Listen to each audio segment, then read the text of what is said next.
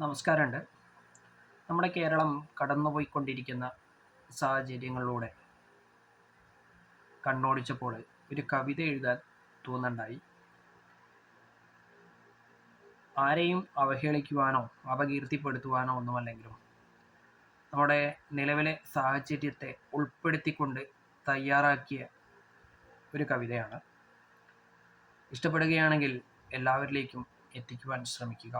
അതുമാത്രമല്ല, അഭിപ്രായം രേഖപ്പെടുത്തുക കൂടി വേണം എന്ന് ഈ അവസരത്തിൽ പറഞ്ഞു വയ്ക്കുന്നു. ഇതുവരെയും പേരിടാത്ത ഈ കവിതയ്ക്ക് നല്ലൊരു പേര് നിർദ്ദേശിക്കുവാനും ഇത് കേൾക്കുന്നവരോടും കാണുന്നവരോടും അഭ്യർത്ഥിക്കുന്നു. കള്ളും തള്ളും കൂടുതലുള്ള നാടാ നമ്മുടെ കേരള നാട്. നല്ലൊരു തൊഴിലി നാട്ടിൽ തിരഞ്ഞാൽ കിട്ടുമതാകെ രാഷ്ട്രീയം. രാഷ്ട്രീയക്കാർ വികസിച്ചിടും നാട്ടിൽ പാവം മിണ്ടിക്കൂടാ. മിണ്ടിപ്പോയാ പോകുമകത്ത് കാലമതെത്രയെന്നറിഞ്ഞിടില്ല. പിള്ളേരാണേൽ പുകയും പൊടിയും ചോദിച്ചാലത് തട്ടിക്കളയും.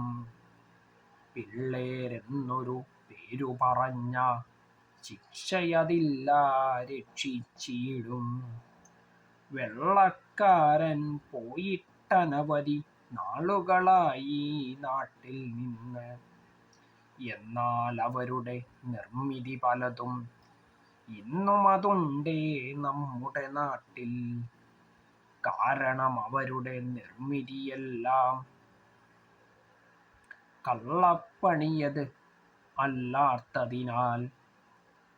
പണ്ടേയുള്ളൊരു വയലുകളെല്ലാം റോഡുകളാക്കി മാറ്റിയെടുത്തു.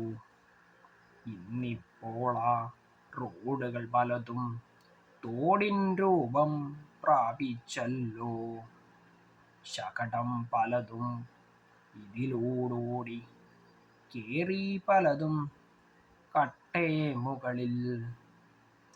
ആരോഗ്യം അത് നോക്കി നടന്നു രോഗികളായി നമ്മളതെല്ലാം.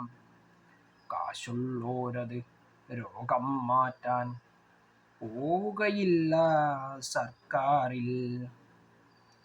അവരതു പോകും പ്രൈവറ്റില്ല. ജീവനതല്ലോ പ്രാധാന്യം. അല്ലേൽ പോകും ലോകം മുഴുവൻ. അല്ലാതിവിടം പറ്റില്ല. ഇതൊന്നുമില്ലാത്താളുകളാണേൽ പോയിടുന്നു നമ്പർ 1-ൽ.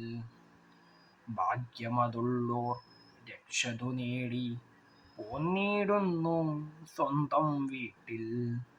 അല്ലാത്തവരോ കാത്തുകിടപ്പു പോത്തിൻ മുകളിൽ വരുന്നോരാളെ. ഇതാണ് നമ്മുടെ അവസ്ഥ നാട്ടിൽ. എന്നുടെ സ്വന്തം കണ്ണിലതയ്യോ. ഒന്നിനു പകരം മറ്റൊന്നാലും അവസ്ഥയെല്ലാം ഒന്നതു തന്നെ.